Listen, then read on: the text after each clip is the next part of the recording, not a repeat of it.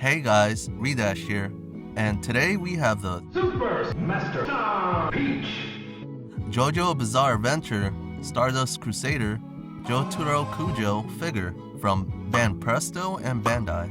And for those who have no idea what's JoJo Bizarre Adventure is, or this character, it's about the Joestar bloodline going on crazy adventures, like killing vampires, defeating muscular rockmen, traveling to Egypt and fighting stand users, finding a small town serial killer, joining the Italian mafia, and it just gets more bizarre down the line for each Joestar generation. And this character is Jotaro Kujo, the third main protagonist in the Joestar bloodline, with the power of solving any issues by punching the hell out of it, with his stand Star Platinum. But today, instead of unboxing one figure, we have a total of 4 figures, and the price I bought these were for $65 each, so a total of $260 together. The reason I got these figures for a low price is because I went to the store in person and bought these at their initial release about a year ago. Now, glimpsing over the prices for these figures today, geez, they became a bit expensive compared to the price I originally bought mine for. Not only that, but a friend of mine gifted me a duplicate for my birthday last year. That's easy profit. The reason why we have 4 of the same figures is the color variant. Box A is the brush, Box B is the original, Box C the tone, and Box D the brush 2. As a JoJo fan, you may have noticed the distinct character design this series has, from the hairstyle, outfit, and masculinity compared to other anime protagonists.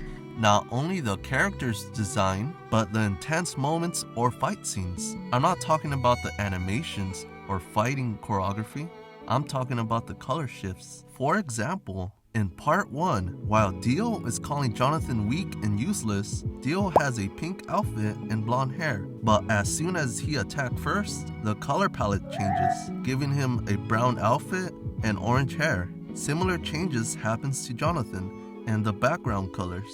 Another example in part 1 is while one of the Pillar Man and Joseph Joestar are exchanging dialogue, both characters and background are in their respective colors, but not until the fight is initiated.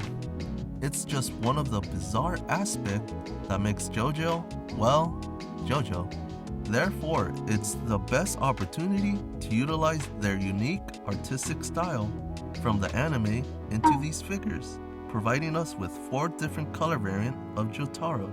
But before we move on, because of how large the boxes for these figures are, measuring up to 40 centimeters in height, 18.2 centimeters in width, and 25 centimeters in length, it's taking up most of the space on my set. Therefore, I'll have to unbox them one at a time. Let's first start in alphabetic order with Box A, Jotaro, the brush.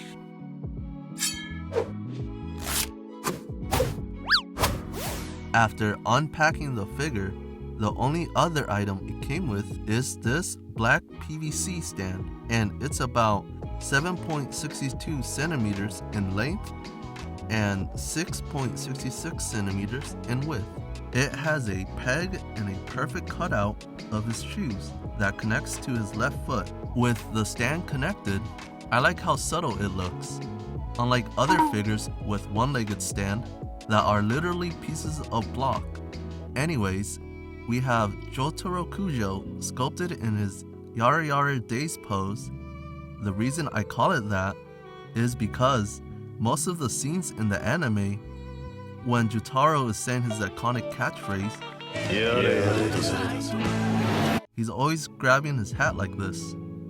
For this figure, his pants and gakuran are in a dark purple color with sculpted creases and shading.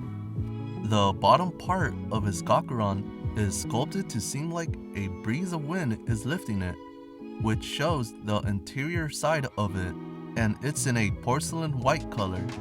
They use gold paint on the buttons, the front parts of the hat, belt buckle, and the chain that dangles off his collar, which barely has any movability because it was molded as one piece. Right around his waist, he has two colorful belts, and the end part of it is made out of this flimsy plastic, giving it a bit of flexibility. Behind that, his left hand is tucked halfway in his pocket, and above all that, we have a musky yellow shirt with brown shading, which makes those muscles perk out. Oh, six-pack. Finally, the head. They did an amazing job on the details on the head sculpt out of every features we've seen so far. The ears have depths to it, lips and face are perfectly sculpted and painted. The amount of details in shading on the hair, and they capture that bizarre hat he wears that you can't tell where the hat and hair are divided. But now that I have a physical figure of Jotaro, well, I still can't tell. Now let's take the measurements. In height, it measures up to 28 centimeters and 23 centimeters in length. What a massive figure.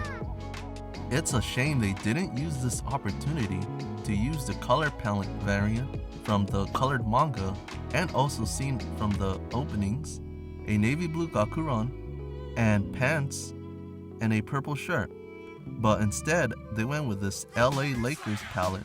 Nevertheless, that's what makes JoJo so fun to watch. It's never consistent with its color scheme, therefore it's one of the reasons what makes JoJo stand out from other shonen shows.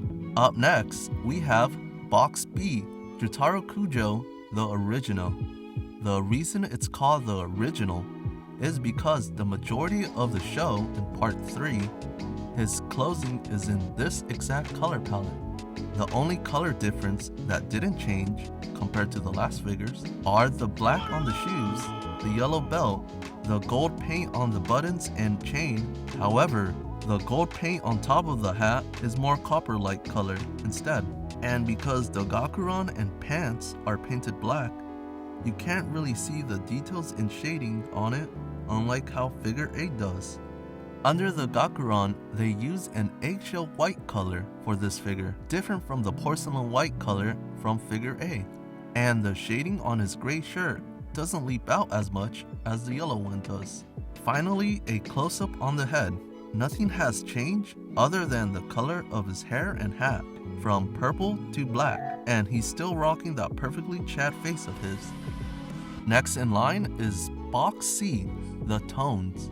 The only difference with this figure is that it's colorless, and it's only utilizing the colors from the value scale.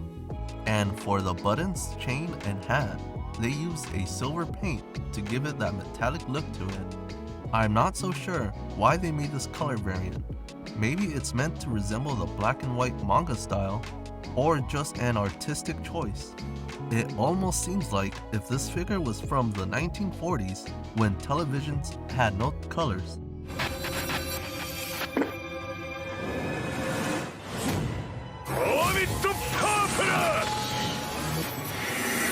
Other than that, the sculpting and details are exactly the same as the previous figures.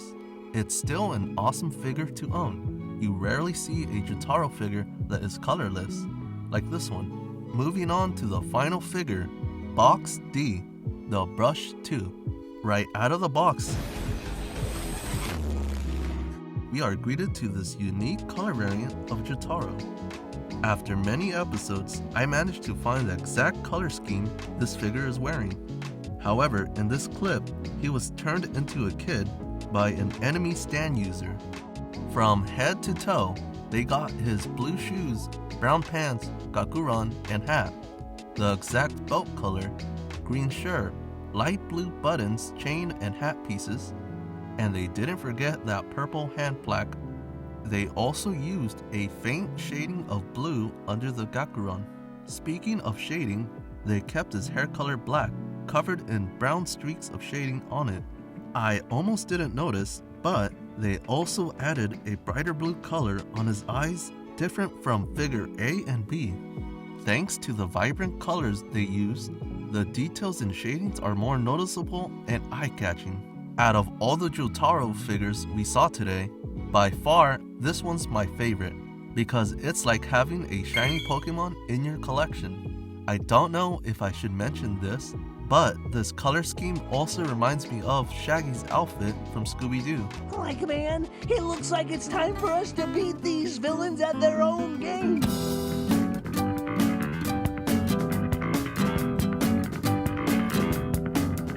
Now, here are some size comparisons.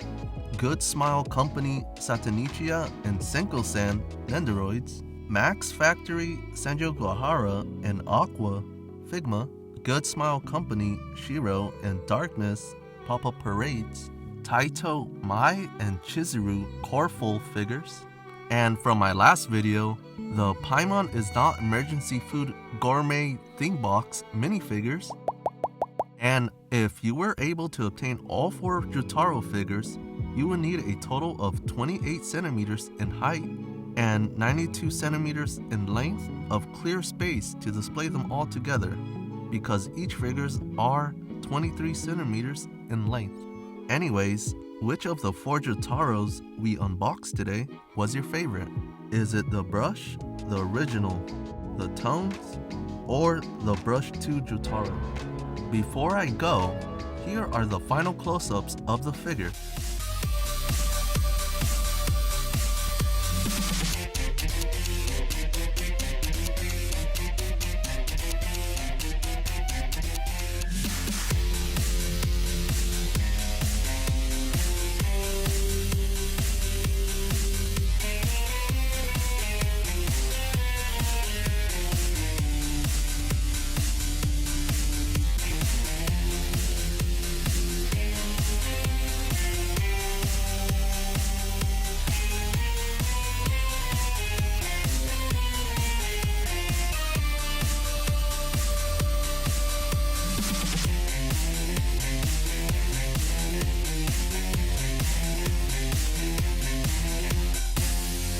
I hope you liked the video. Smash that subscribe button if you want to see more. Until next time, see ya!